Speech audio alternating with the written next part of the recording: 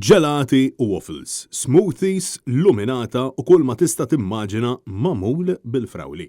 Dawn il-prodotti kollha nhar il-ħadd li ġej se tkun tista' tarhom b'għajnejk jiġu magħmula mill-frawli mkabbra mill-bdiewa mġarrin, hekk kif tirritorna edizzjoni oħra ta' Festa Frawli.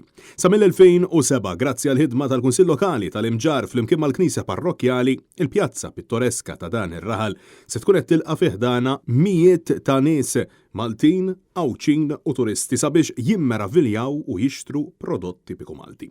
Net News tkellem mas-Sindku tal-Imġar Paul Vella li spjegalna kif dan il-jum ikun mistenni ferm minn bosta familji Maltin u Awċin iżda anke mill-bdiewa li dan il-festival għal-jum huwa ta' importanza kbira. Għal-bdiewa għaduna kien hemm bżonna biex nippromovu il-prodott lokali tal-bdiewa li huwa frawli u kabbarna l-awareness tagħha, kabbarna l-apprezzament tagħha, kabbarna wkoll il-tjubija ta' din il-frawla kemm importanti narġa' ngħid għall-bdiewa għall-bdiewa waħda mir-risorsi kbar ta' żmien. Net News tkellem ukoll ma' Nicole Muscazza żuha li tistinka u tagħti s-sem tagħha sabiex jitkabbar dan il-prodott lokali. Hija spjegat ma' dan l-istazzjon il-proċess li tgħaddi minnu l-frawla qabel ma tispiċċa fuq il-mejda tal-familji Maltin u Awċin.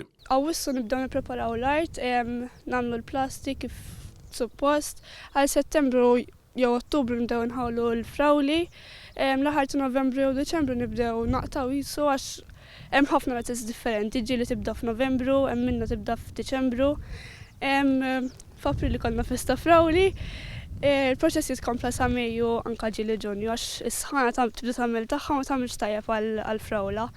Mbagħad qisu għal Ġunju l-proċess jieqaf, nibdew nerġgħu inneħħu l-plastik, naħdmu l-art u għal Awwissu nerġgħu nibdew is-season li jmiss. Hija spjegat li f'pajjiżna għandha tingħata aktar importanza li l-prodott Malti u appellat għas-sostenn lill-bdiewa anke fid-dawl taċ-ċirkustanzi illi qed ngħixu fihom bħalissa. Naħseb li nistgħu nagħtu aktar importanza lill-prodott Malti anke l-bdiewa Maltin qegħdin jonqsu kif nafu, jekk nappoġġjawhom naqra aħjar naħseb ikollna nistgħu nkomplu aħna nagħmlu aktar kuraġġ biex naħdmu.